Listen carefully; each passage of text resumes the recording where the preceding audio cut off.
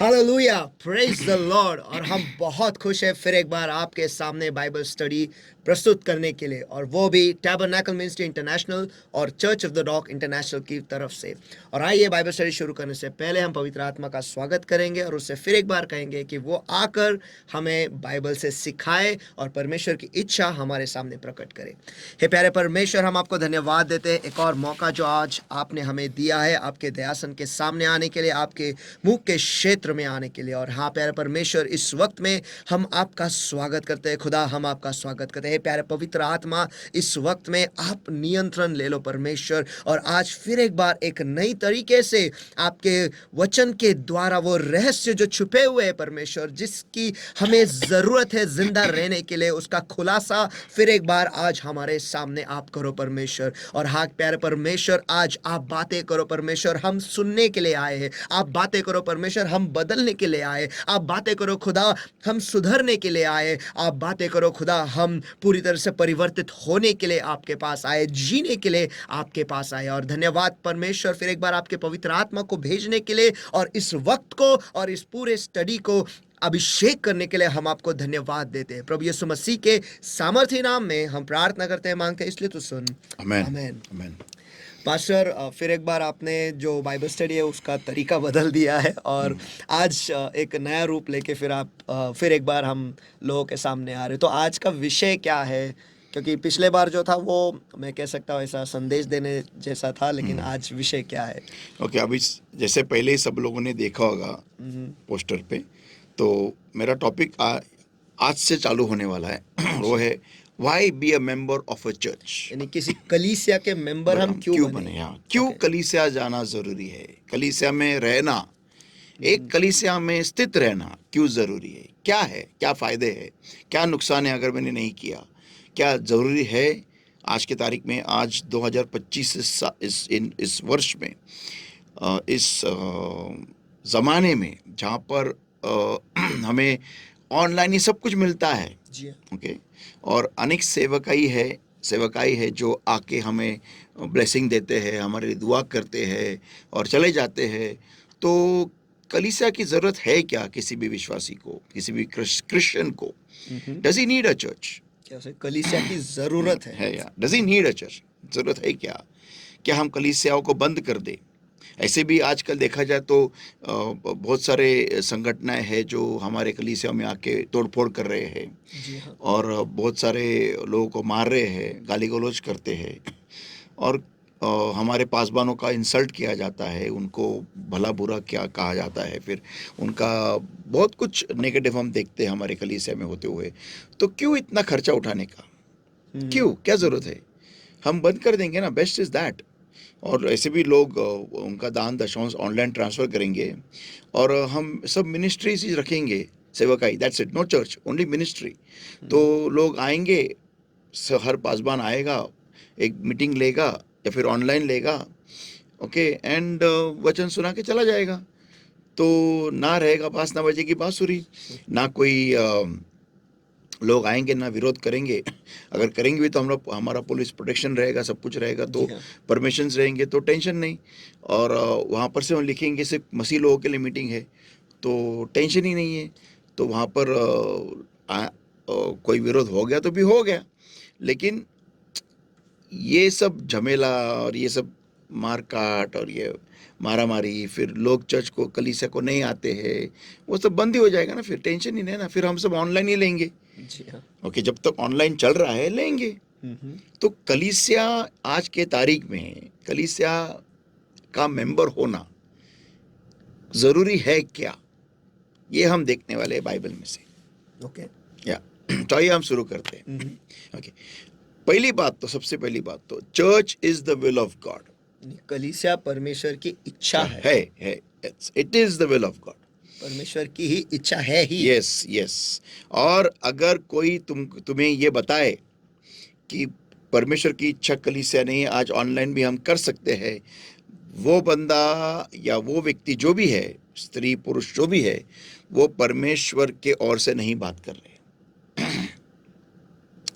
Okay, कलीसिया की जरूरत आज की तारीख में उल्टा बहुत ज्यादा है, क्योंकि अगर मैं जितना वचन को मैंने जाना है, पढ़ा है, मैंने एक बात मैंने देखा है कि कलीसिया सिर्फ प्रभु यीशु मसीह के पुनरुत्थान के बाद में ही शुरू नहीं हुई है।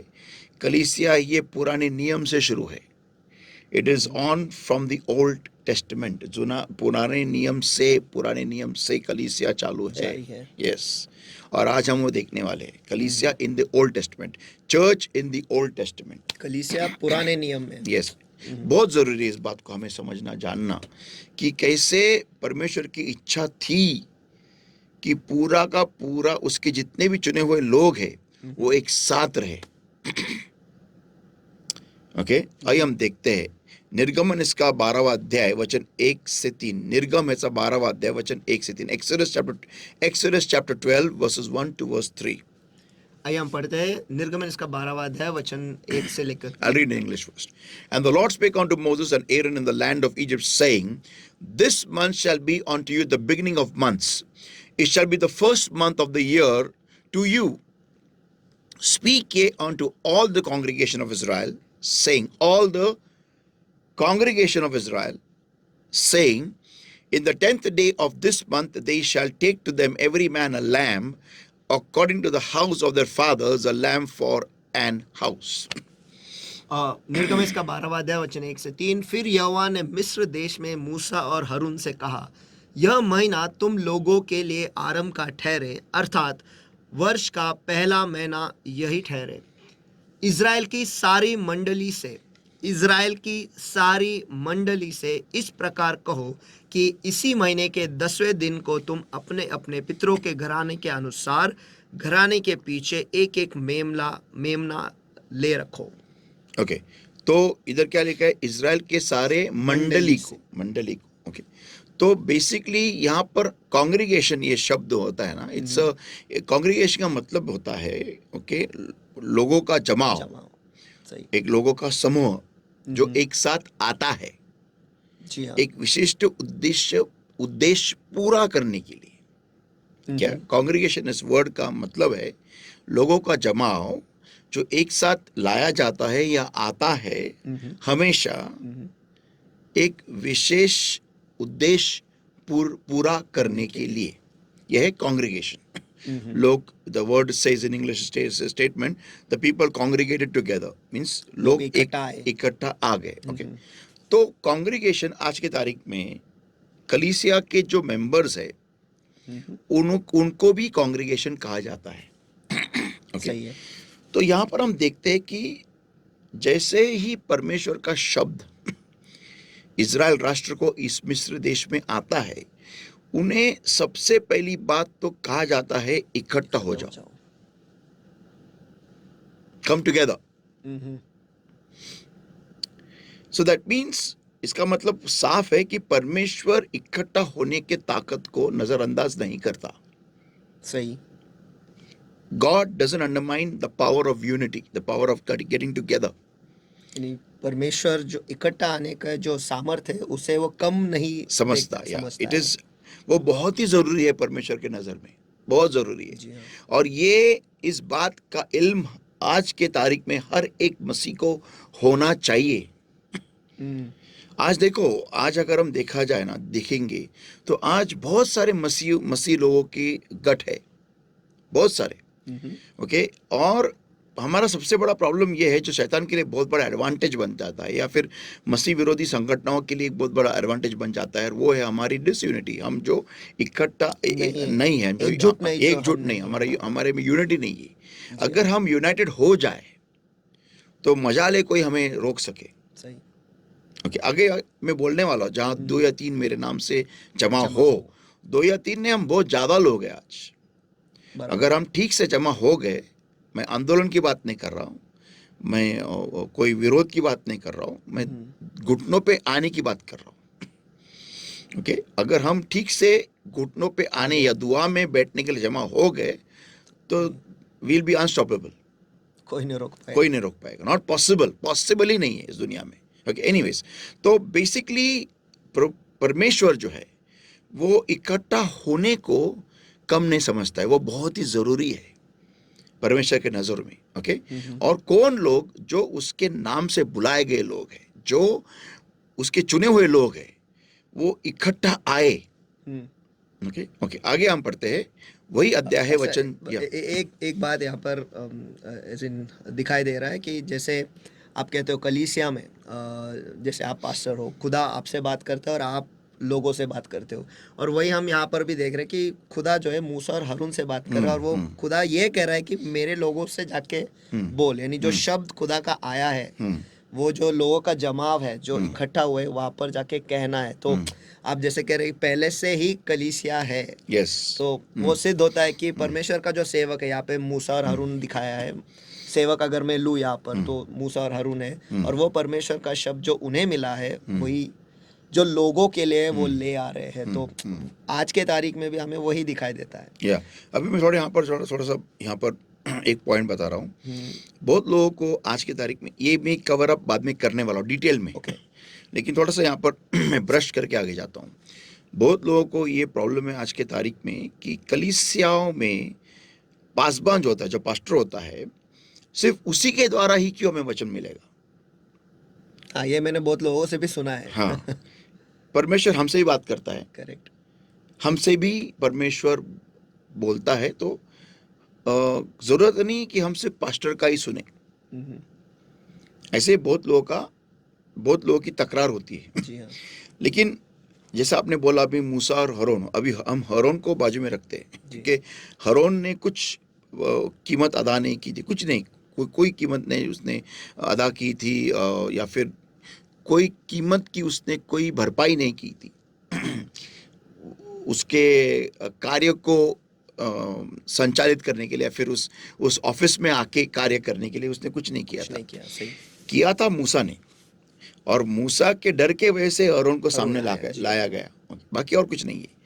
तो अगर मैं मूसा के बुलाहट को देखूं, जिस तरीके से मूसा को चुना गया था, उसका बचपन भी सामान्य नहीं था ना। कौन सा बच्चा है जिसे रोने से भी उसको माँ ने रोका हो, और किस तकलीफ में से वो बच्चा गुजरा, और जब वो बड़ा हो गया तो उसके जिंदगी में सबसे बड़ा प्रॉब्लम ये था, the problem of identity crisis, पहचान की समस्या थी कि वो है कौन, मिस्री है या यहूदी है, कौन है।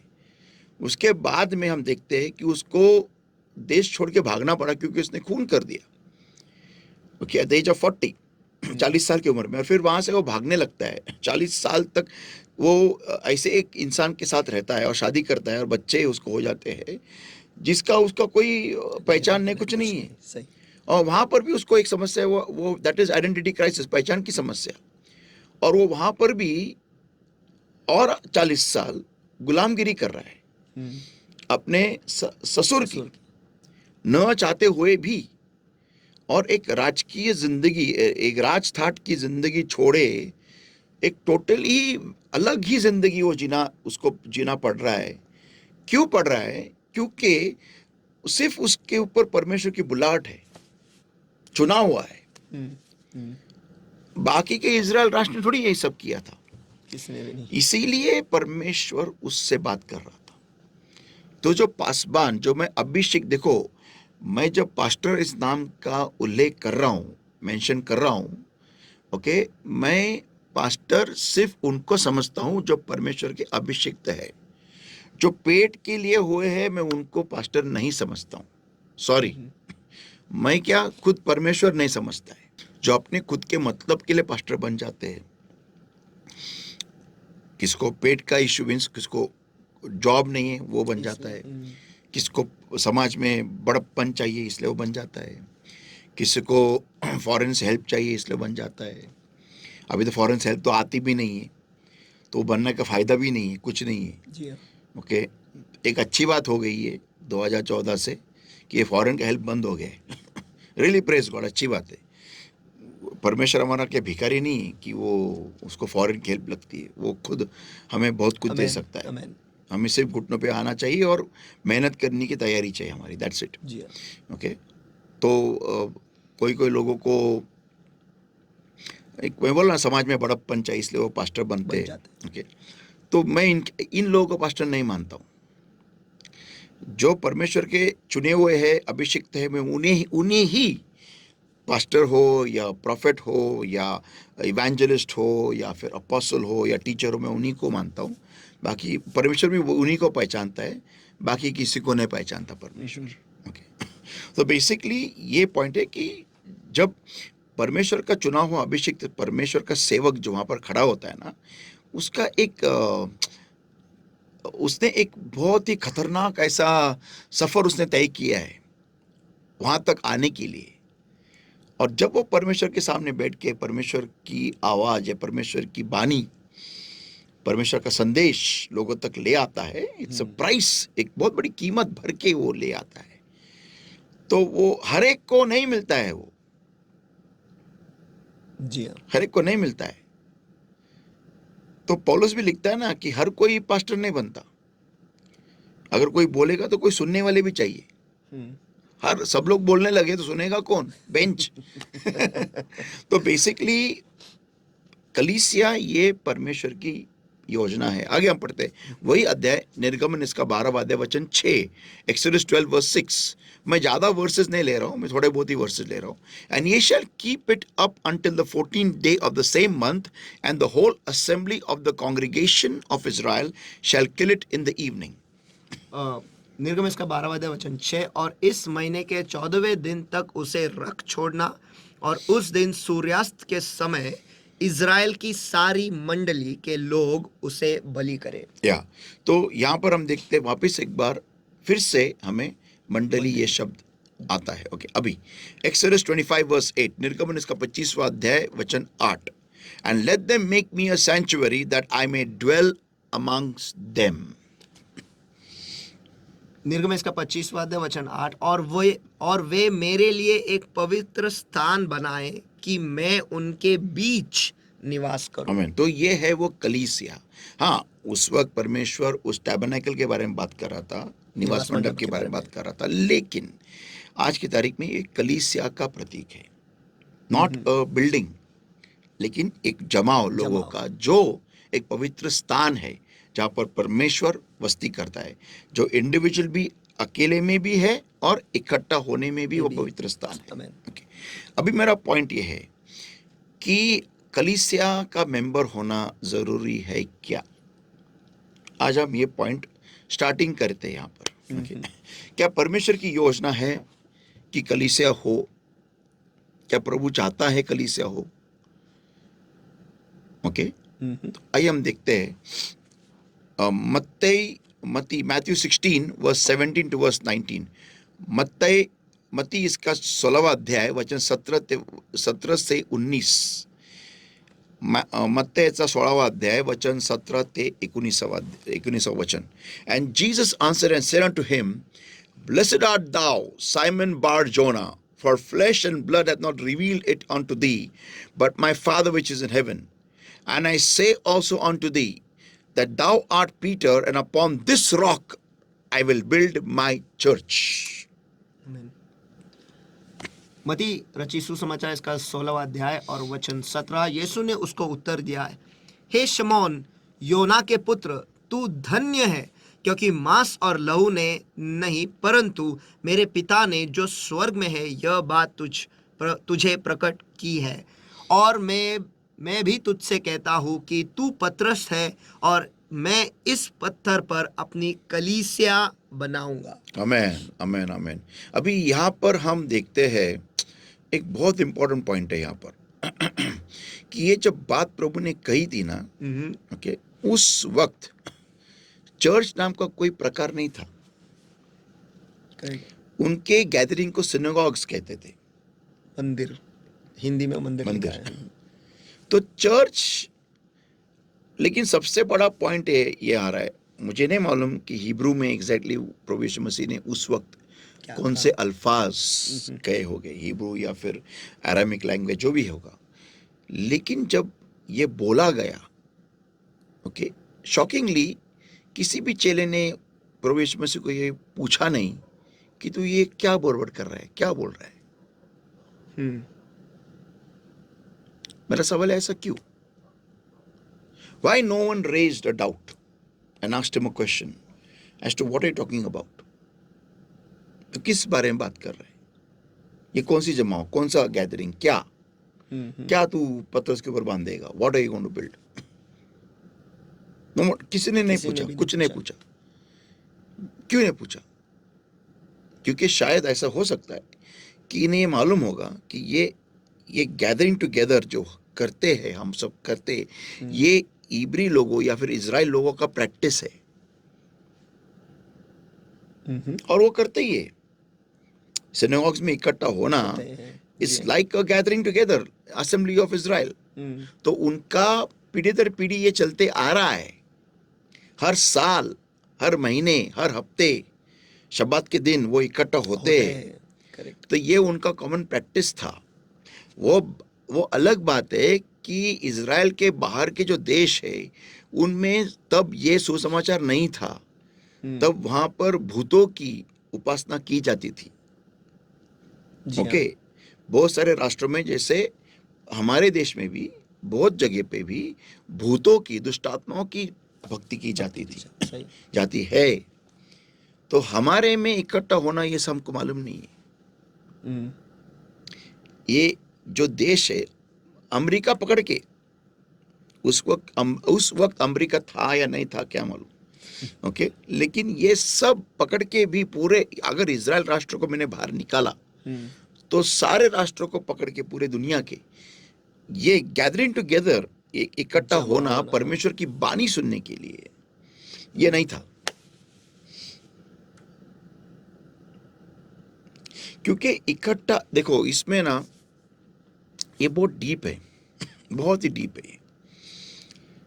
हमें ये बात समझना है कि परमेश्वर जब कलीसिया करके बोल रहा है ना, तो अब मैं आपको एक बात, एक वचन देता हूँ। एक ये बहुत ही इंपॉर्टेंट वचन है।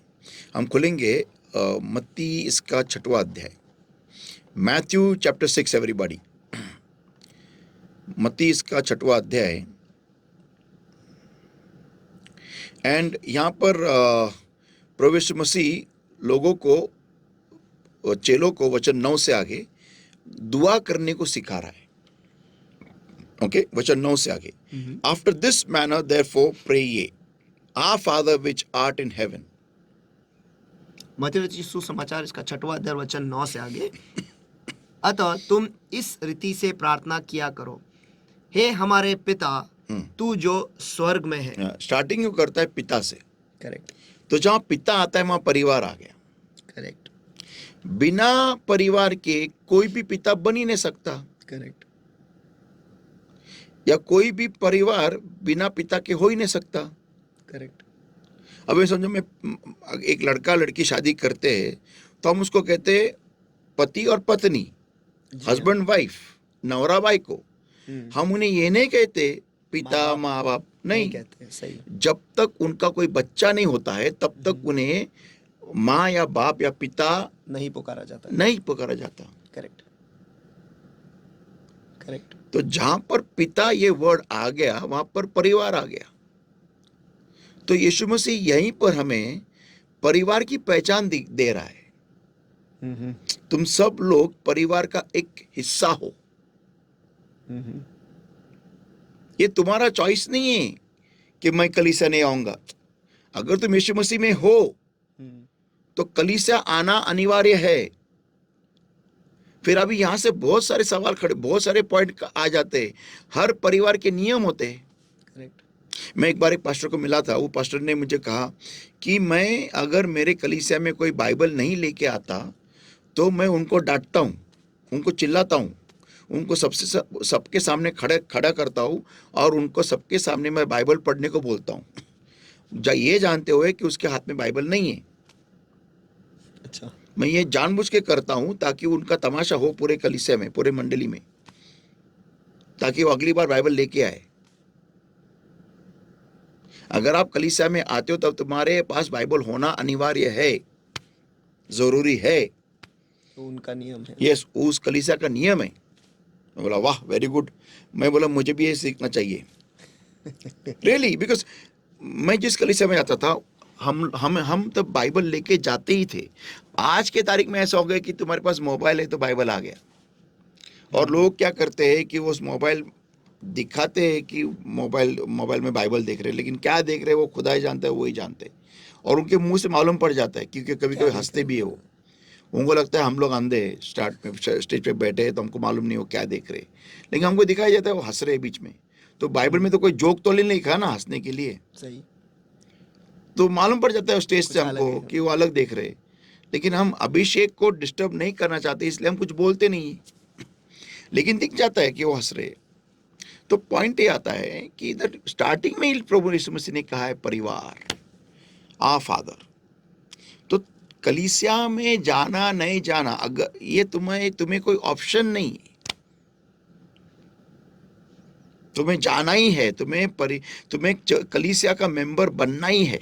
और अगर आप किसी परिवार में जुड़ जाते हो तो वहां पर नियम है। करेक्ट। अभी इसके ऊपर मैं बाद में आऊंगा, ये बहुत जबरदस्त पॉइंट्स है। क्यों ये जबरदस्त है? क्योंकि आज के तारीख में, आज के युग में लोगों को नियम पसंद नहीं है।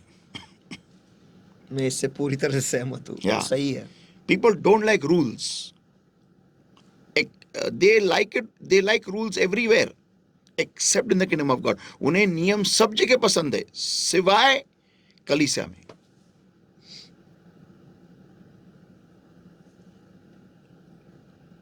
ऐसा है।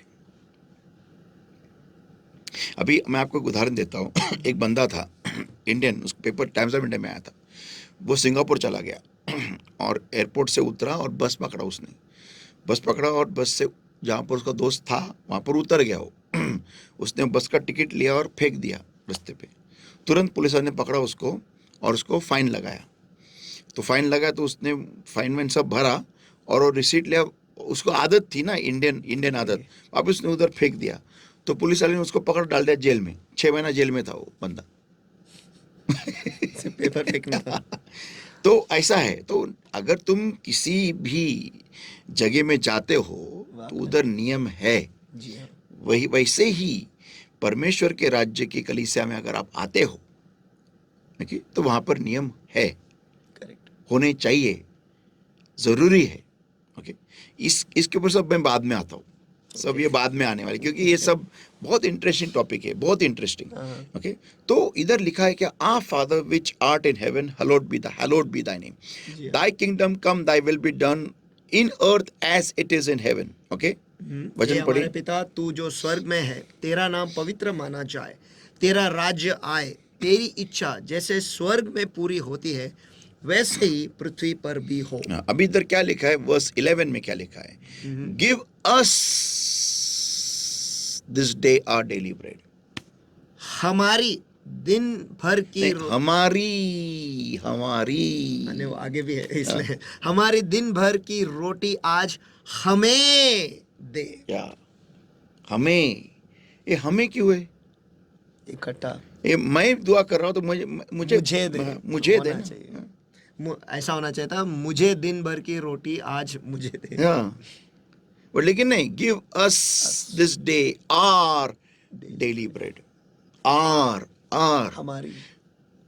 खुद जब प्रभु यीशु मसीह ने दुआ करने को सिखाया हमें, या पैटर्न दिया या फॉर्मुलेशन दिया, वहां पर ही हमें कलेक्टिव दुआ सिखाया है, इकट्ठा या संगठित दुआ।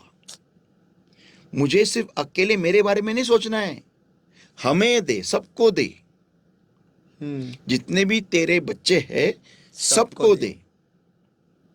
ये हमें दिखाई देता है सीखने को, या फिर सॉरी, ये हमें प्रभु यीशु मसीह सिखा रहा है स्टार्टिंग के ही केजी में।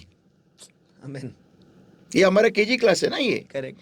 ये लॉर्ड्स प्रेयर हर कलीसिया में बोली जाती होगी, बिलीवर्स में नहीं बोली जाती, लेकिन जितने भी सीएनआई है, कैथलिक्स है, सब जगह ये लॉर्ड्स प्रेयर तो बोली जाती ही है, कंपलसरी है।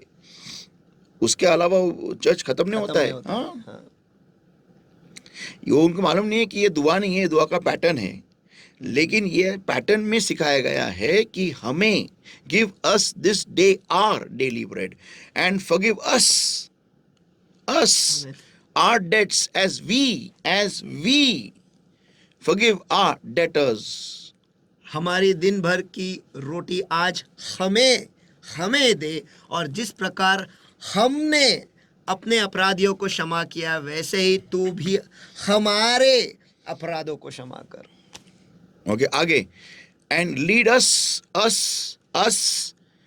वापिस अस आ गया, लीड मी नहीं, correct. Lead us not into temptation but deliver us from evil.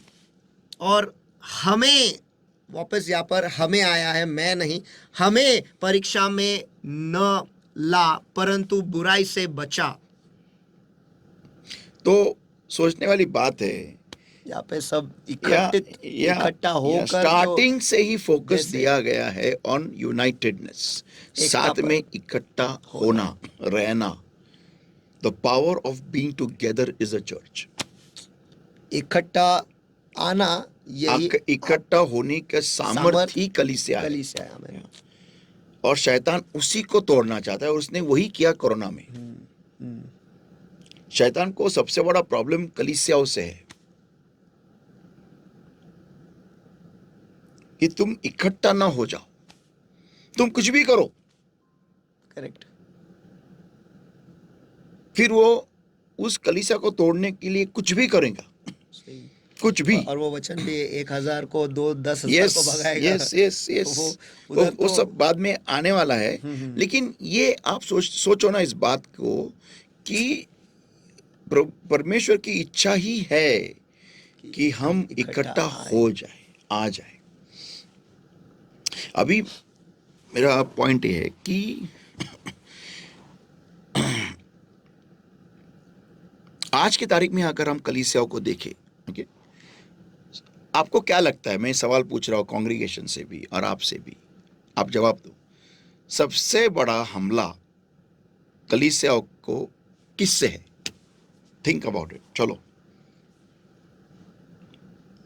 सबसे बड़ा हमला कलीसियाओं को किससे है?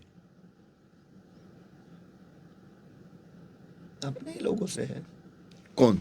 कलीसिया के लोगों से नहीं,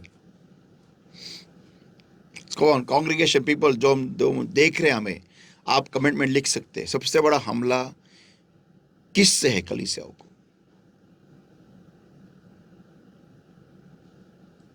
आपका जवाब सुन के बहुत बड़ा शॉक बैठने वाला है। सबसे बड़ा हमला किससे? किससे या किसका है? किससे है? किससे है?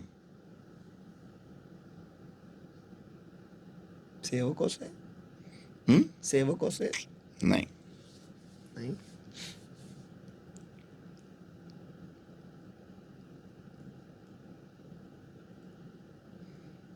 शैतान तो लिस्ट में आता ही है वो तो, लेकिन जवाब वो नहीं है। वो उसका तो कुछ भी टेंशन नहीं है कलीसिया को।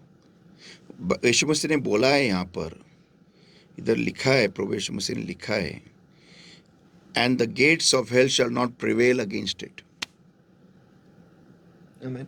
लिखा, पढ़ो वचन 18, मैथ्यू 16 वर्स 18।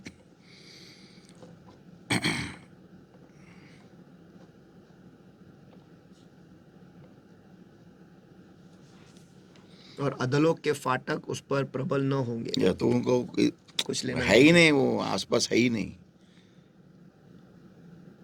सबसे बड़ा अटैक अगर कोई कलीसिया को होता है, कलीसियाओं को हो रहा है, वो है मिनिस्ट्रीज से। हिंदी में क्या कहते हैं उसको? सेवकाइयों से। हाँ, सेवकाइयों से, मिनिस्ट्रीज से। अब बोलेंगे ऐसा कैसा? क्या सिंपल बात है, देखो कलीसिया, अभी मैं उस बात को मैं ब्रेकअप कर रहा हूँ। ओके, कलीसिया is a church, church is a family, परिवार है। परिवार है तो नियम है, नियम है तो अनुशासन है। ओके, तुम्हें ये करना है, ऐसा जीना है, ऐसा जीना है, वैसा जीना है, ऐसा रहना है, तो तुम कलीसिया के मेंबर हो सकते हो। ओके, तुम्हें हर इतवार को चर्च को आना है, टाइम पे आना है, तुमको तुम्हारा दान दशमांश देना है। ओके, नहीं देगा तो भी कोई चिल्लाता नहीं है, लेकिन देना है। ओके, तुमको ऐसे ऐसे कपड़े नहीं पहनने, ऐसे कपड़े पहनने हैं। ओके, तुमको फिर कोई कोई कलीसिया मंडलियों में तुम्हारे औरतों को सिर ढाकना है, फिर तुम ज़्यादा खुद का फैशन नहीं कर सकते, बहुत कुछ है। आज भी कई कई कलीसिया है जहाँ पर अभी भी ये रूल्स जारी है, और अच्छे, मैं कहता हूँ अच्छे रूल्स है। लेकिन सेवकाइयों जो सेविका और से सेवकाइयों, सेवकाया, ये मिनिस्ट्रीज, इंग्लिश में मिनिस्ट्रीज, वहां पर कैसा है, सेवक आता है, जी उसे कोई लेना देना नहीं है उन लोगों से जो वहां पर इकट्ठा आए हैं। हाँ। तुम तुम्हारे सिर को ढको या नहीं ढको, तुम कपड़े कैसे पहनो या नहीं पहनो, तुम तुम्हारे कलीसिया को जाते हो या नहीं जाते हो, उसे पूछता होगा वो सेवक। लेकिन ना उन्हें वो डांटेगा, ना उन्हें वो सुधारेगा, ना उनके पर्सनल लाइफ पे वो उनका करेक्शन, बाजू में आके करेक्शन देगा, कुछ नहीं। ना उनको सुधारेगा, कुछ नहीं, सिर्फ blessing blessing blessing blessing blessing. और कोई कोई महान सेवक इतने महान हैं कि वो उनकी मीटिंग संडे को भी रखते हैं।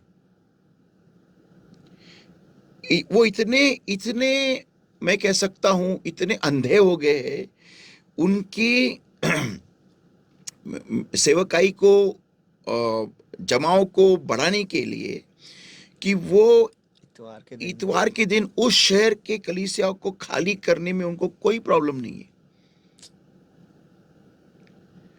उनको कोई टेंशन नहीं है कि उस एक रविवार को, इतवार को लोग उनके कलीसिया में नहीं जाएंगे, लेकिन वो मेरी मीटिंग में आएंगे।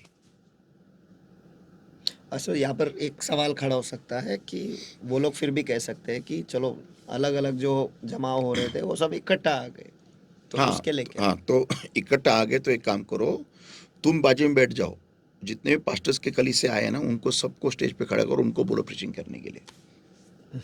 करेंगे क्या वो, और जो भी ऑफरिंग कलेक्शन आएगा ना, वो हर एक पास्टर, जितने भी पास्टर इकट्ठा हो गए ना, जितने, मैं चैलेंज मारता हूँ, मैं चैलेंज देता हूँ, ओपन चैलेंज है मेरा, देखता कौन आके मेरा चैलेंज एक्सेप्ट करता है,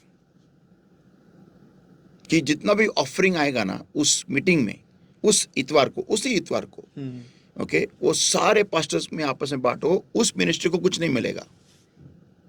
ऐसा थोड़ी कोई करेगा। हाँ, नहीं नहीं, पावर इन यूनिटी ना, तो करो ना फिर। पहली बात तो तुम स्टेज पे तुम खड़े रहे तो नीचे बैठोगे, जो तुम्हारा मिनिस्टर नीचे बैठोगे इतवार के सिर्फ दिन। हाँ, और जितने पास्टर की कलीसिया आए ना, वो सब पास्टर ही प्रीचिंग करेंगे वहां से, एक turn by turn, turn by turn, बोले 15 मिनट का मैसेज होने दो, वो करेंगे। और जितना भी ऑफरिंग कलेक्शन हो जाएगा ना, वो सब सारे पास्टर्स में बांट देंगे उनके कलीसियाओं के लिए। चलो, है कोई चैलेंज एक्सेप्ट करता है मेरा? कोई नहीं रहेगा। मैं जानता हूँ ना, मैं जानता हूँ, क्योंकि उनको मालूम है इतवार के दिन सब लोग कलीसियाओं में भागते, सब चर्च में जाते हैं, जी हाँ। तो वही एटमॉस्फेयर को लेके हम हमारी मीटिंग को भरेंगे, और जो पैसा इकट्ठा होगा वो हम लेके जाएंगे। ये प्रॉब्लम है।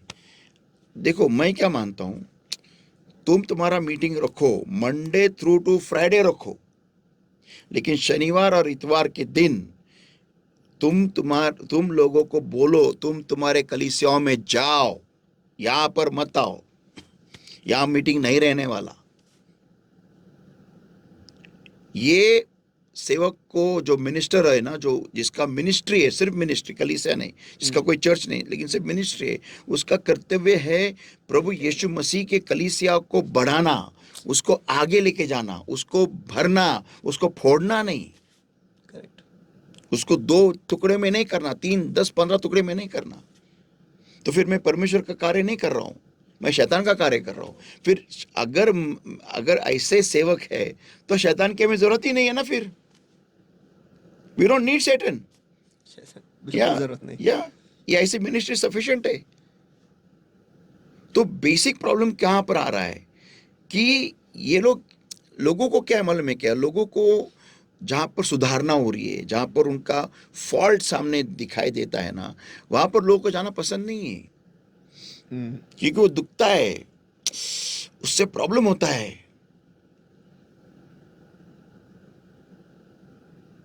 ऐसा है। लेकिन ये लोग ये इस बात को भूल जाते हैं जब वो डॉक्टर के पास जाते हैं, भले कितना भी दर्द हो लेकिन डॉक्टर से ठीक होने के लिए इंजेक्शन लेते हैं ना। लेते हैं। अगर डॉक्टर ने बोला चलो मैं तुमको ये मीठी दवाई दूंगा, तुम 10 साल तक ठीक नहीं हो जाओगे इस मीठी दवाई से, 10 साल तुमको लगेगा ठीक होने के लिए, और एक इंजेक्शन है तुमको मैं दूंगा, एक ही बार दूंगा, तुम 1-2 दिन में ठीक हो जाओगे, कौन सा चाहिए? तो लोग क्या बोलेंगे? इंजेक्शन दे दो। इंजेक्शन। हाँ। ये तुमको मालूम है ना, डॉक्टर के पास जो जाते हो तुमको ये मालूम है, करेक्ट। तो ये तुमको कलीसिया में क्यों नहीं मालूम? पॉइंट है ना। तो कलीसिया तुमको इतनी क्यों खटकती है? क्यों? वहां पर ईगो बीच में आता है, ईगो। गर्व। या लेकिन जो सेवक होता है ना, सेवकाइया, मिनिस्ट्रीज, वहां पर करेक्शन किधर होता है? अभी हम लोग भी हमने बहुत सारी मीटिंग्स लिए, पूरे महाराष्ट्र में लिए। ओके, कितनी सारी भीड़ लोगों की आती थी, बहुत सारी। बहुत सारी आती थी। कभी करेक्शन सुना मेरे मुंह से? नहीं। तुम सब अच्छे हो, सब उत्तेजना ही होती है हाँ, वहाँ पर। एनकरेजमेंट है ना। मैं खुद बताता हूँ, उत्तेजना, फिर क्या बोलते हैं, हीलिंग, चमत्कार के बारे चमत्कार, में, हाँ, यही सब होता है। यही सब होता है। कभी सुधारना नहीं, कभी कभी नहीं। अगर मैंने सुधारना स्टार्ट किया उस ओपन एयर मीटिंग में, कोई कौन रहेगा? वही मेरे मुंह से, माय गॉड, खत्म हो गया उधर ही, ग्राउंड खाली हो जाएगा। तो एक बार मुझे अच्छी तरह से याद है, मुझे एक इवेंजेलिकल मीटिंग के लिए बुलाया गया था इधर वाशी में किधर तभी। तो मैंने बोला मैं नहीं आऊँगा, मैंने एक दूसरे पास्टर का रेफरेंस दे दिया, क्योंकि मैं बोला मैं प्रॉफिट हूँ, मुझे स्वार्थी क्यों? ऐसे काम के लिए मत बुलाओ बाबा कभी, वो वहाँ पर बहुत डेंजर काम हो जाएगा। शायद वो मेरी गलती थी, मुझे नहीं मालूम, लेकिन मैंने उस स्वार्थी को वहाँ भेजा, लेकिन मैं नहीं गया क्योंकि मैं प्रॉफिट हूँ। Anyways, that could be my mistake also, I don't no, लेकिन it's you cannot use a prophet for evangelism. भविष्यवक्ता का इस्तेमाल सुवार्ता देने के लिए नहीं कर सकते। ओके, सही इस है। पॉइंट के ऊपर मैं और एक बात बताता हूँ। लोगों को प्रोफेसी का मतलब ही नहीं मालूम है। इस बात पर भी मैं अभी थोड़ा सा टच करके जाता हूँ, थोड़े अभी विषयों पर टच करके आगे आने वाले पार्ट्स में हम बहुत गहराई में जाने वाले इस हर एक के ऊपर, बिकॉज ये बहुत इंपॉर्टेंट ये टीचिंग। लोगों को मालूम ही नहीं है मैं कलीसिया क्यों जा रहा हूँ, कलीसिया का पावर क्या है, कलीसिया में सामर्थ्य क्या है, कोई नहीं जानता। ओके, और कलीसिया में न जाने से मेरा अंत क्या होगा ये लोग जानते ही नहीं है। लोगों को क्या लगता है मालूम है क्या, कि जब स्वर्गारोहण होगा ना, मैं टच करके जा रहा हूं, सुनिए बात। लोगों को क्या लगता है जब स्वर्गारोहण या फिर रैप्चर होगा ना, तो हर एक मसीह का होगा, ऐसा लोगों को लगता है। लेकिन लोगों को ये मालूम नहीं है रैप्चर मसीहों का नहीं है, क्रिश्चियंस का नहीं है, रैप्चर होली स्पिरिट का है। करेक्ट। ओके, और अभी मैं यहाँ पर गणित का इस्तेमाल करता हूँ। मैं गणित में अच्छा नहीं हूँ, एक्चुअल गणित में, लेकिन इस गणित में बहुत अच्छा हुआ था, ग्रेस ऑफ द लॉर्ड, आत्मिक गणित में। तो रैप्चर जो है ना, वो होली स्पिरिट का रैप्चर है, स्वर्गारोहण होली स्पिरिट का है। और जो भी पवित्र आत्मा से बुना गया है, कावा, हाँ कावा, जो भी पवित्र आत्मा से बुना गया है, कावा हुआ गया है, इंट्वाइंड, वो उसका रैप्चर है, उसका ही स्वर्गारोहण है। अभी हाँ, अभी पवित्र आत्मा की आज्ञा ही है। आज्ञा में मैं अल्फाज का कह रहा हूं, शब्द आज्ञा है कि तुम कलीसिया में जुड़े रहो। ओके, प्रभु यीशु मसीह ने कहा है जहां एक या दो इकट्ठा है वहां पर मैं हाजिर हूं। ओके, तो that is a church, that gathering is a church. Okay, तो वहां पर जब पवित्र आत्मा की हमारी आज्ञा है, पवित्र आत्मा की आज्ञा है हमें कि हमें वहां पर इकट्ठा आना है, तो अगर मैं किसी कलीसिया का भाग ही नहीं हूं, मैं विद्रोही हूं, मैं अलग रहता हूं, क्यों? क्योंकि मुझे कोई मिनिस्ट्री से मैं ज्वाइंट हूं, खत्म हो गया, मैं खुश हूं, आई एम हैप्पी, मुझे मेरे दुआ की जाती है, मेरे दुआ का जवाब मिलता है, मुझे और क्या चाहिए? मुझे कोई बीमारी नहीं है, कभी कभी झटके आ जाते हैं, लेकिन मैं ठीक हूँ, ओके। मेरे घर में पैसा है, मैं अच्छे जगह पे हूँ, अच्छा घर है, सब कुछ है, तो मुझे कलीसिया में जुड़े रहने की कोई जरूरत ही नहीं है ना, ऐसा मुझे लगता है। लेकिन एक टाइम आएगा जब स्वर्गारोहण होगा, रैप्चर होगा, तब शायद मैं नीचे रहूंगा। क्यों? क्योंकि मैंने पवित्र आत्मा की उस आज्ञा का पालन नहीं किया है। और उसके बाद में जो 7 साल आएंगे एंटी क्राइस्ट के, तब मुझे कलीसिया का महत्व बहुत खतरनाक तरीके से परमेश्वर सिखाएगा, बहुत डेडली तरीके से, कि कलीसिया का ताकत क्या है। तब मैं कलीसिया ढूंढूंगा, पागलों की तरह घूमूंगा,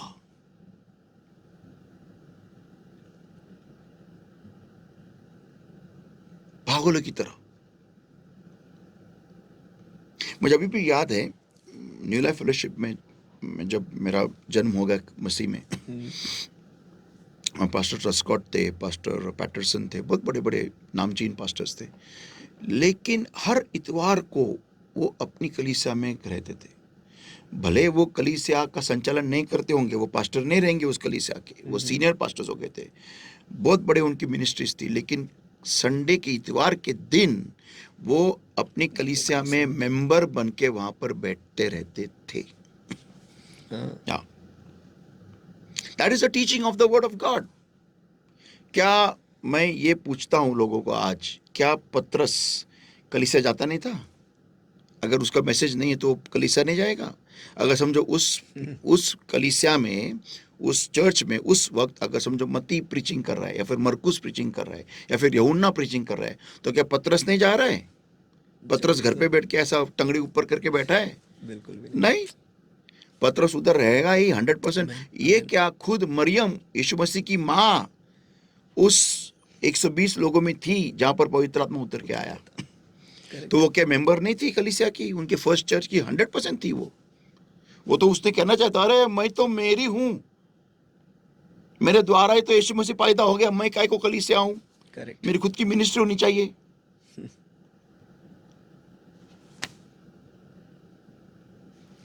मैं एक बात बताता हूँ, जब मैं यीशु मसीह में आया नया और जब मैंने पढ़ा कि यूहन्ना बपतिस्मा करने वाला बपतिस्मा देता था, मुझे बहुत सालों तक लगा था कि ये यूहन्ना जो यीशु मसीह का चेला था ना, ये यही था। मुझे बहुत सालों तक लगा ये। लेकिन जब मैं आगे बढ़ने लगा लॉर्ड में, जब पढ़ा, मेरे को शौक लगा, अरे ये यूहन्ना वो नहीं, यूहन्ना नहीं है। बोले यार, इसको प्रॉब्लम क्या था? समझो, अगर मुझे, मैंने बहुत पहले भी बात बताई है, समझो अगर मुझे आज मालूम पड़ा, आज की तारीख में, कि यीशु मसीह बम्बई में आया है, उसने बड़ा कलीसिया खोला है, तो तुम्हें क्या लगता है मैं मेरे पूना के कलीसिया चालू रखूंगा? अरे बाबा, बंद, पहले ही दिन बंद। मैं सब लोग लेके पूरा बस 20 भर के चलो हर इतवार को उधर। क्यों? यीशु मसीह ने खुद कलीसिया खोला, तो मेरे को क्या करने की जरूरत है? करेक्ट। जब मैं जिस गुरु के बारे में बता रहा हूँ, जिस गुरु के लिए मैं रास्ता खोल रहा हूँ, और वो गुरु ही खुद आ गया है, तो मेरे को, मैं चेला क्या करूंगा बोल के? सही, खुद खुदा का शब्द आके बोल रहा है, और मुझे परमेश्वर ने प्रकाशन दिया है कि यही मेरा प्रिय पुत्र है, मुझे ही मालूम पड़ा है, और मैं ही उसके चेलों में से पहला चेला नहीं हूं। कमाल हो गया। Why should I run a simultaneous ministry alongside with the ministry of the Lord Jesus Christ? प्रभु यीशु मसीह के सेवकाई के बाजू में पैरेलल मिनिस्ट्री, इसके साथ साथ में एक अलग सेवकाई क्यों खड़ा करूं, या क्यों चलाऊं, क्यों चालू रखूं? मेरा शटर डाउन टाला, जॉइंट, पहला मेंबर मैं। करेक्ट। जो ये मेरा फायर है, सब कुछ है, मैं इधर इस्तेमाल करूंगा ना। इसलिए हम देखते हैं बाद में यूहन्ना बपतिस्मा करने वाला निराश हो गया और आलतू फालतू चीजों में लग गया। वो हेरोदियस की अफेयर, ये वो हेरोद का अफेयर, अरे तेरे को क्या करने का है, वो विधर्मी लोग है, छोड़ना। लेकिन यहां पर मालूम पड़ जाता है कि जब कोई भी व्यक्ति भले भी कितना भी अभिषिक्त हो, प्रभु यीशु मसीह कहता है कि मनुष्य में कोई जो पैदा नहीं हुआ ऐसा इतना महान कोई नहीं था। यूहन्ना की तरह. Correct, correct. Okay, means that यीशु मसीह ऐसा क्यों बोला? Because of his dedication. उसके समर्पण के वजह से, जिस तरीके से यूहन्ना बपतिस्मा करने वाले ने अपना बहुतांश अपनी बहुतांश जिंदगी, अपने जवानी के दिन उसने मरुस्थल में बिताए, ट्रेनिंग में. और वहाँ क्या खाना खाता था? हाँ? टिड्डी और वो ये अपना हनी, मध, शहद. शहद. हाँ, और ये कैमल के वस्त्र, ऊंट के वस्त्र. हाँ, क्या मीन्स क्या लाइफ हो जिया होगा वो बंदा, क्या लाइफ. और सिर्फ इतनी सी गलती थी उसकी कि वो उसने यीशु मसीह की कलीसिया ज्वाइन नहीं की. हेलो, वो यीशु मसीह के साथ जुड़ा नहीं. इतनी सी गलती की वजह से उसका सर कलम हुआ.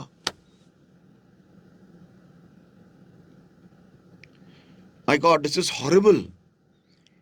तो अगर यीशु मसीह बंबई में आके चर्च कलीसिया खोलता है, या फिर पूना में आता है, फिर दिल्ली में आता है, कहीं पर कहीं भी मैं मेरा कलीसिया बंद कर दूंगा. सही. It's like this. ये ऐसा है, मैं स्वर्ग जाता हूं और उधर कहता हाँ मेरे मेंबर्स आ जाओ, हम मैं तुमको टीचिंग दूंगा. ए पागल हो गए तू? किधर, क्यों? What are you crazy?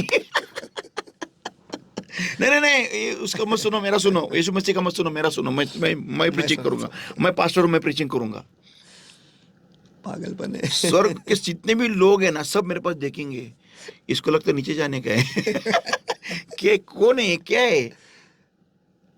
आमीन. इट्स लाइक, या literally it's like going to heaven. और मैं जितने, हाँ, कितने लोग Church of the Rock International के सब इधर आ जाओ, चलो बाजू में. हाँ, मैं प्रीचिंग करूंगा आज. अब तक मैं जिंदा हूं. God have mercy. ऐसा कौन रहेगा? Oh God. और वही था वो बंदा जिसे प्रकाशन आया, जिसे वाणी सुनाई दी कि ये मेरा प्रिय पुत्र है जिसमें मैं संतुष्ट हूँ. वाओ. और वही है, उसका खुद का मिनिस्ट्री चालू रखा है. फिर भी वो खुद कहता है कि यही दुनिया का मेमना है. मेमना है. आमीन. उसने खुद कबूतर को उतरते हुए देखा, सब उसी ने देखा. Correct. And John bare witness लिखा है. और क्या करता है तू करता क्या है? उसके बाद में फिर भी तेरा मिनिस्ट्री चालू रखा है तूने. अरे तो ज्वाइन हो और यीशु मसीह के पहले हर गांव में जाके प्रीचिंग कर. यीशु मसीह को बोल, मैंने रेडी किया, आ जा.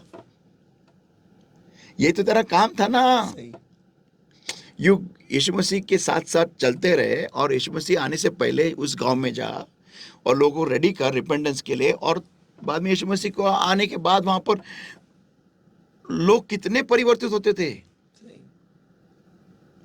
इमेजिन करो ना कि यीशु मसीह आने से पहले ही उस गांव में ये बंदा जाता है, लोगों को पश्चाताप के लिए, he was carrying the anointing of repentance and forgiveness. वो पश्चाताप और क्षमा का अभिषेक लेके चल रहा था.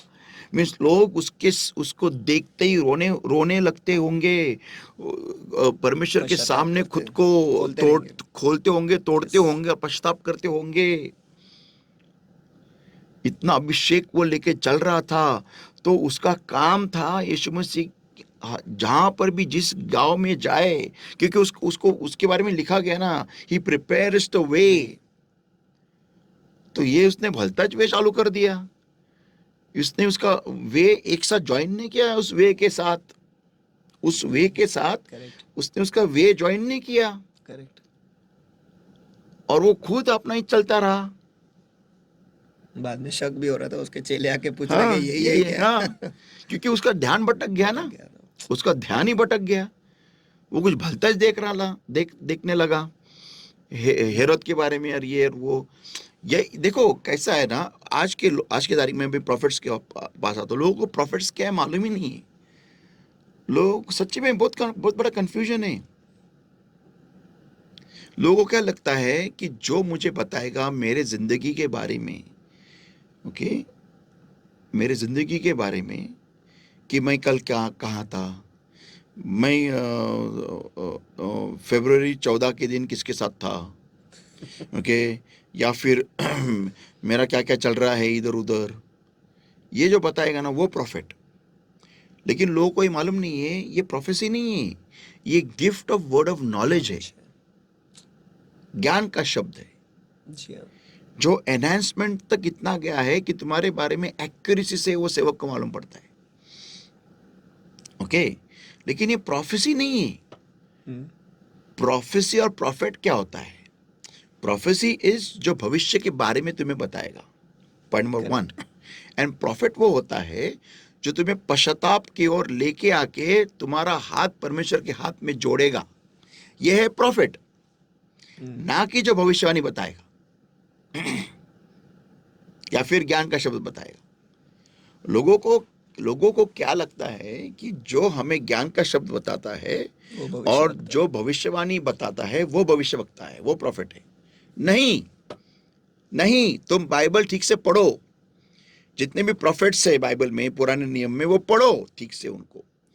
उन्होंने प्रोफेसीज बहुत कम दिए होंगे, लेकिन लोगों को पर पश्चाताप की ओर यस, उन्होंने ज्यादा लाया है। करेक्ट, कोई कोई प्रॉफिट्स को तो परमेश्वर ने नंगा घुमाया है इजराइल राष्ट्र में, कि कोई कोई प्रॉफिट्स को तो वेश्याओं के साथ शादी कराने लगाया है, ताकि इजराइल राष्ट्र की अवस्था दिखाए, उनको पश्चाताप की ओर ले आए। इसलिए तो यूहन्ना जाने से डर रहा था ना, वो निनवे जाने डर रहा था। क्यों? वो उसे पसंद नहीं था। क्यों? कि मालूम था कि ये लोग पश्चाताप करेंगे और सब वापिस आएंगे लॉर्ड के पास।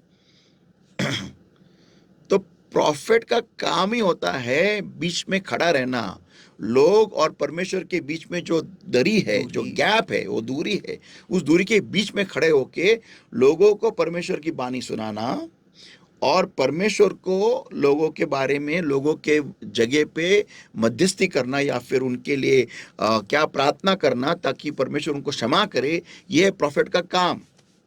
लोगों को क्या लगता है, भविष्यवाणी बताया या हमारे घर में क्या चल रहा है, हमारे फलाना में इधर था उधर था, तुम्हारा बिजनेस पार्टनर ये है वो है, तो ये भविष्य वक्ता है।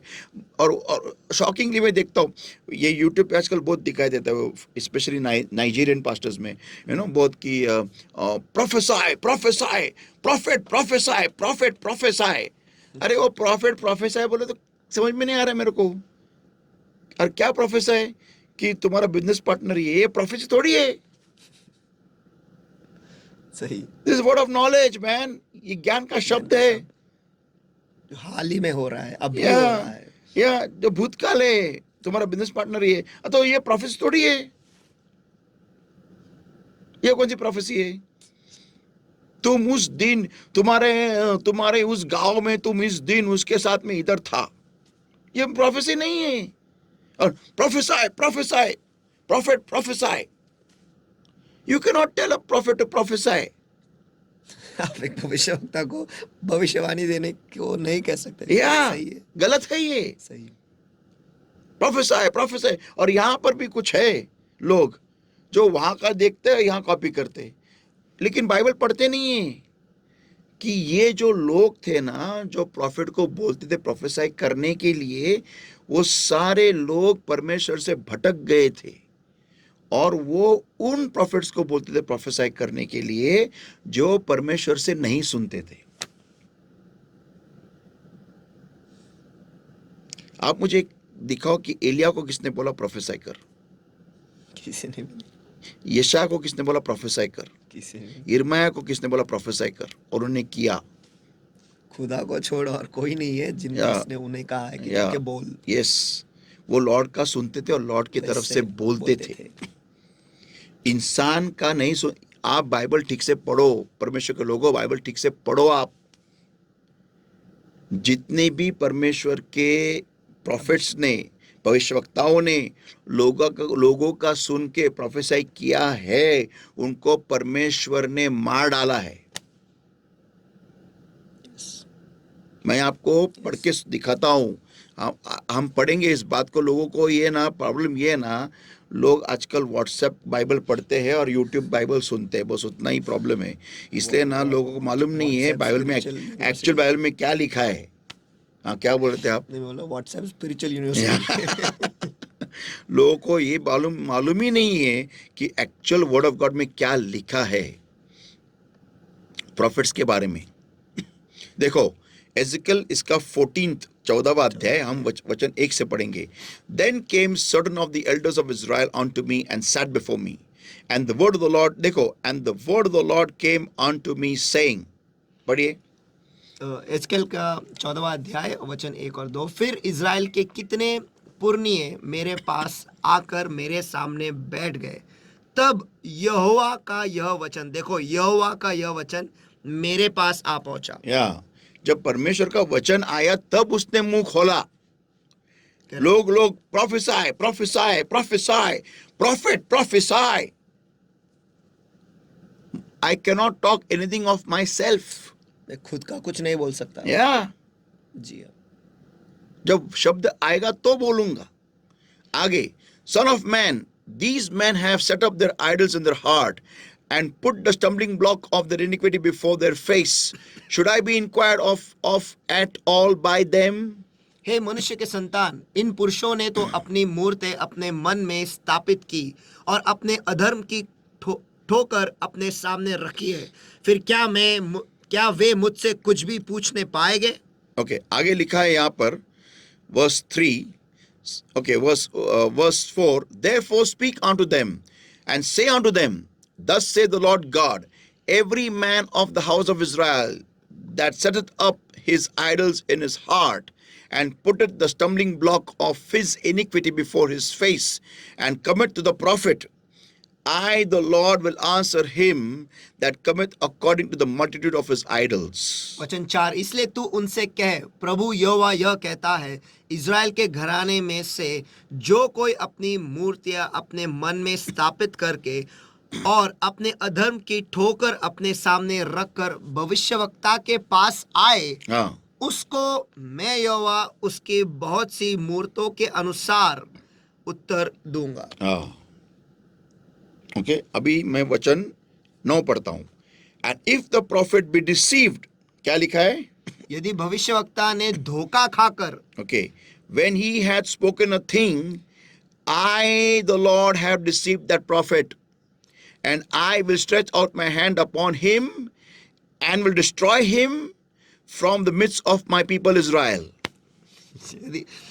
यदि भविष्यवक्ता ने धोखा खाकर कोई वचन कहा हो तो जानो कि मुझ यहोवा ने उस भविष्यवक्ता को धोखा दिया है और मैं अपना हाथ उसके विरुद्ध बढ़ाकर उसे अपनी प्रजा इज़राइल में से नाश करूंगा। या अभी आगे लिखा है, and they shall bear the punishment of their iniquity, the punishment of the prophet shall be even as the punishment of him that seeketh unto him.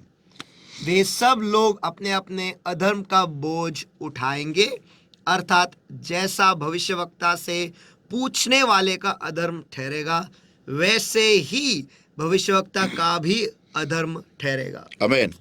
That the house of Israel may go no more astray from me, neither be polluted any more with all their transgressions, but that they may be my people and I may be their God, saith the Lord God. ताकि Israel का घराना आगे को मेरे पीछे हो, माफ कीजिए, ताकि इज़राइल का घराना आगे को मेरे पीछे हो लेना न छोड़े और न अपने भांति भांति के अपराधों के द्वारा आगे को अशुद्ध बने, वरन वे मेरी प्रजा बने और मैं उनका परमेश्वर ठहरूं। प्रभु यहोवा की यही वाणी है। या अभी आप मुझे बताओ कितना बड़ा धोखा हो रहा है आज की तारीख में कि लोग आके परमेश्वर के भविष्यवक्ताओं को कहते हैं कि प्रोफेसाई प्रोफेसाई प्रोफेसाई प्रोफेसाई, man of God प्रोफेसाई, profit profit प्रोफेसाई, और वो प्रॉफिट प्रोफेसाई करते हैं। और क्या प्रोफेसी देता है वो? तुम्हारे घर में बिल्ली है, ये प्रोफेसी है क्या? तो तुम्हारा जिस आदमी के साथ तुम हो वो आदमी तुम्हारे लिए सही नहीं है। ये प्रोफेसी नहीं है भाई, ये वर्ड ऑफ नॉलेज है, पवित्र आत्मा के 9 दानों में से एक दान। लोग देखो, प्रॉब्लम ये है ना कि आज के तारीख में कलीसिया में टीचिंग, वर्ड ऑफ गॉड का टीचिंग जो कहते हैं ना, वो है ही नहीं। और जहां पर टीचिंग है वहां पर लोग नहीं है। और जहां पर लोग हैं वहां पर सिर्फ मिरेकल्स है। ओके, तो बेसिक कलीसिया जो चर्च हम जो कहते हैं ना, आज लोगों को कलीसिया का महत्व नहीं है, क्योंकि उनको सब कुछ मिल रहा है कलीसिया के बाहर। देखो, आजकल आप खुद देखो हमारे खुद के देश में, ओके, मैंने बहुत सारे लोगों को देखा है कि उनके घर में ना किचन का इस्तेमाल कम से कम हो रहा है आजकल। क्यों? क्योंकि बाहर खाना मिलता है, स्विगी, जोमेटो, सब जगह। तो लोग क्या करते हैं, घर पे खाना नहीं खा रहे, बाहर से, इधर बाहर से खाना मंगवाएंगे या फिर बाहर जाके खाएंगे, लेकिन घर पे नहीं खाना खा रहे। वो बात अलग है कि उनका पेट बिगड़ रहा है, उनको हार्ट प्रॉब्लम्स हो रहे हैं, उनको डायबिटीज हो रहा है, उनका बीपी हो रहा है, फलाना ढिमका जो भी हो रहा है वो हो रहा है, उनको अलग अलग खतरनाक बीमारियां हो रही है, जो भी है। लेकिन घर का खाना खाना आजकल में इट्स बिकमिंग ओल्ड फैशन। क्यों? बिकॉज ये एक फैशन, एक ट्रेंड हो गया है, और उनको उनके सामाजिक स्तर पे दिखाना पड़ता है on the Snapchats, on the Insta कि मैं इधर गया था, मैं इधर गया था, मैं इधर, और वो उनको मेंटेन करना पड़ता है वो स्टेटस को, इसलिए वो जाते ही है, जाना पड़ता है उनको, और वो फोटो डालने पड़ते हैं कि देखो हम ये खा रहे हैं। हर चीज में, मैंने ड्रेस खरीदा, ये लो, मैंने ये शर्ट खरीदा, ये लो, मैंने मोबाइल खरीदा, ये लो। ये क्यों हो रहा है? लाइकवाइज वैसे ही स्पिरिचुअल में हो रहा है। कलीसिया में खाना नहीं है,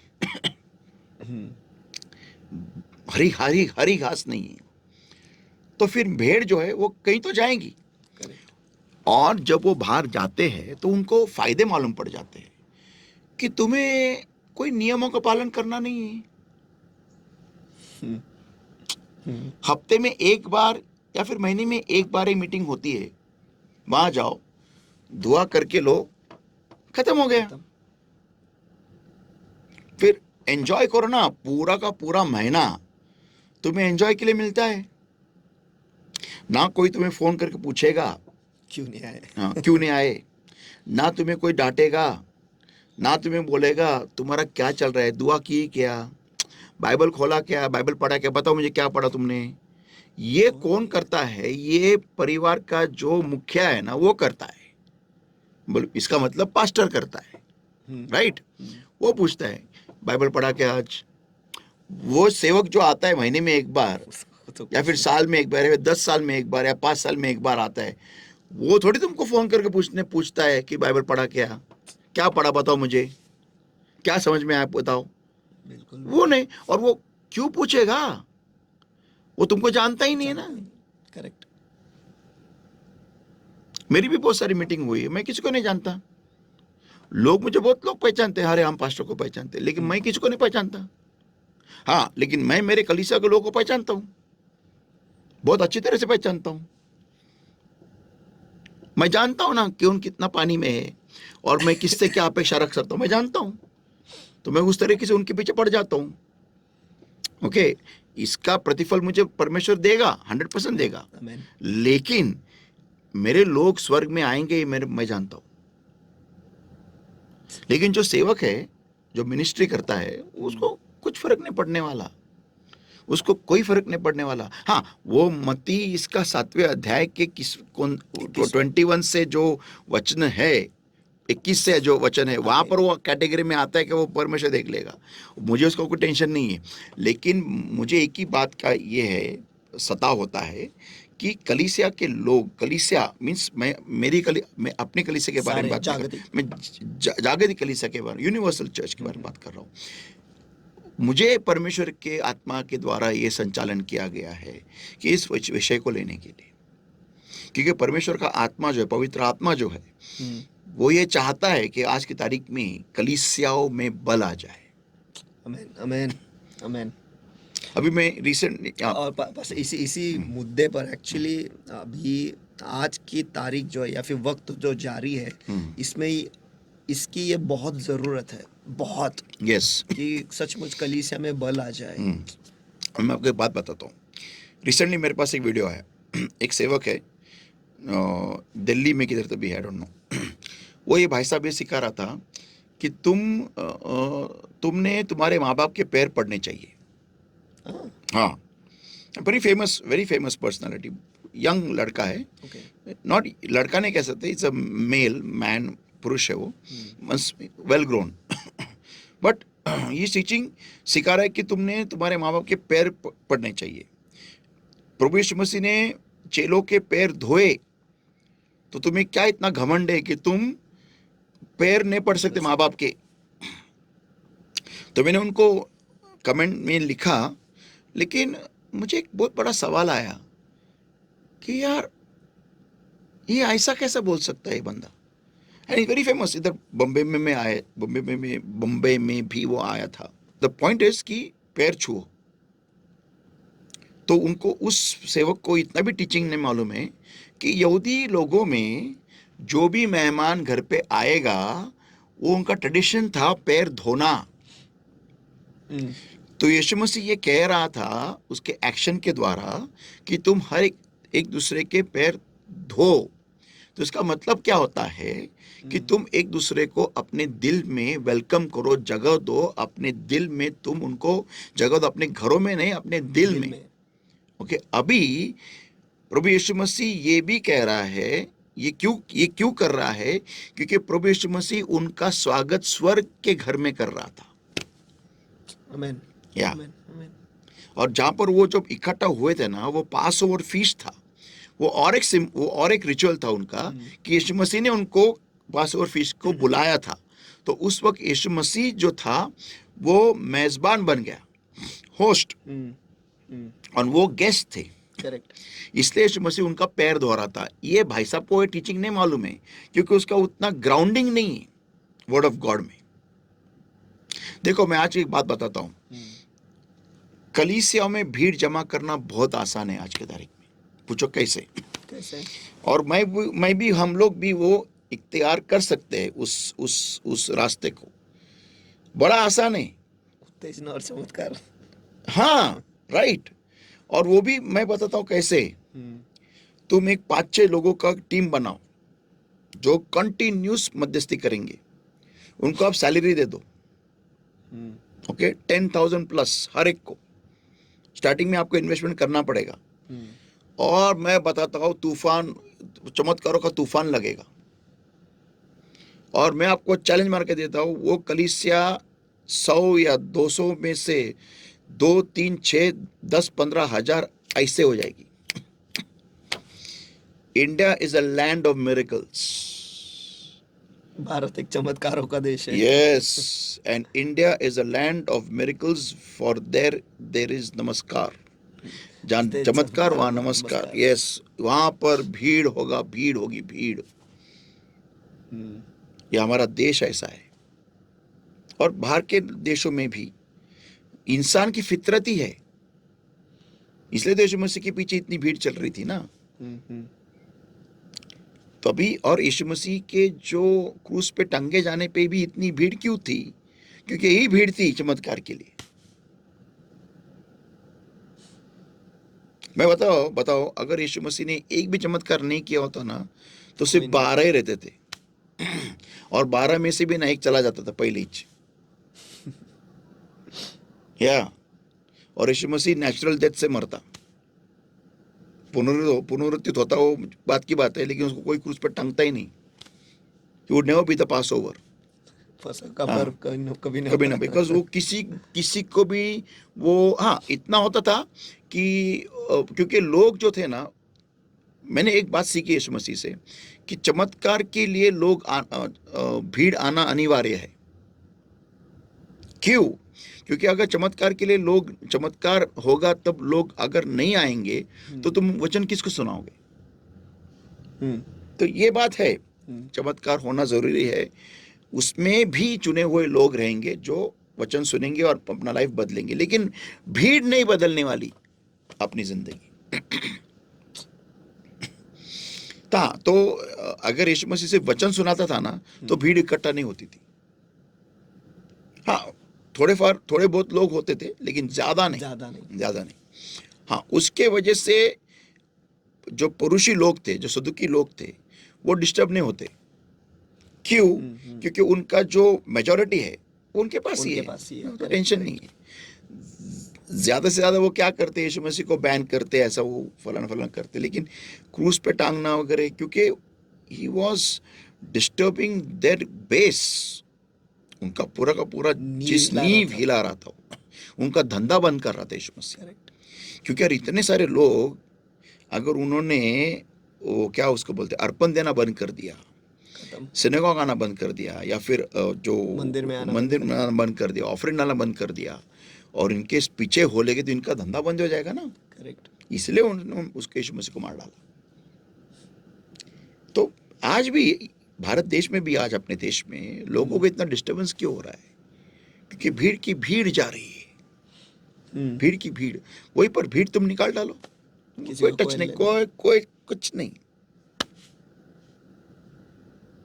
ओके, तो अभी पॉइंट आता है, तो ये जो भीड़ है, ये जो गर्दी है, तो वहां पर गर्दी, तो वहां पर ये भाई साहब ने बताया तुम पैर छुओ, तो अभी सोचो अगर उसके उनके कलीसिया में 2-3 हजार या 6,000 लोग रहेंगे, अभी वो सब चालू हो जाएंगे ना।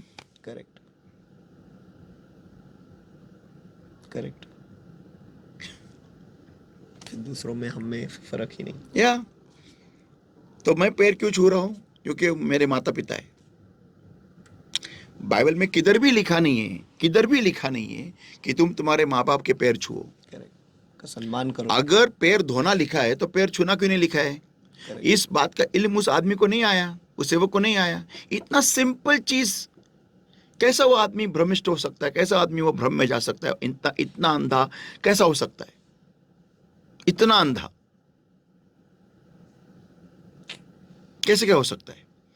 क्यों इतना कॉमन सेंस उसको नहीं आया? अरे अगर पैर धोना लिखा है तो पैर छूना क्यों नहीं लिखा है? अगर लिखा है बाइबल में honour the father and mother, तो उधर एक लाइन ऐड कर सकते थे ना कि honour your father and mother by touching their feet. Lord इतना एड़ा तो नहीं रहेगा ना।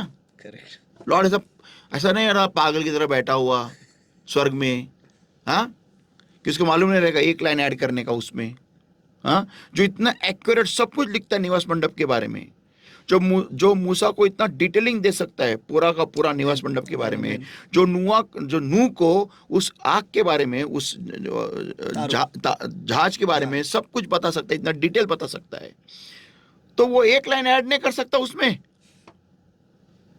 क्या है? इतना कौन पागल वही हो सकता है जो परमेश्वर ने उसे अंधा बनाया है।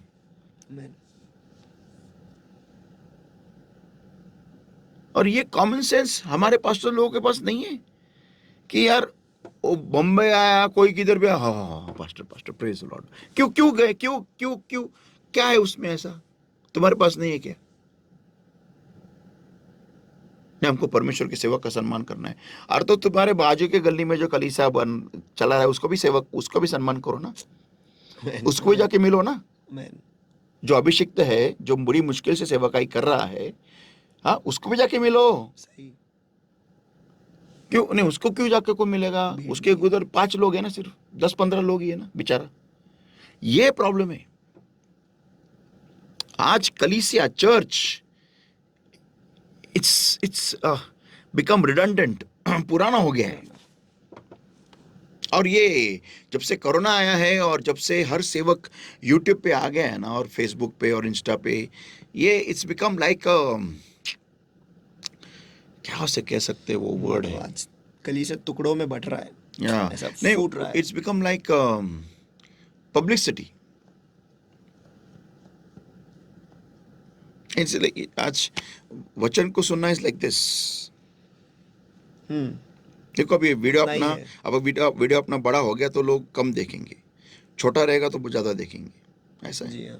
जिस वीडियो में मैंने खुद देखा है, जिस वीडियो में दुआ की गई है मैंने, वहां पर वो वीडियो बहुत व्यूज है, और जिस वीडियो में सिर्फ टीचिंग है वो व्यूज कम है।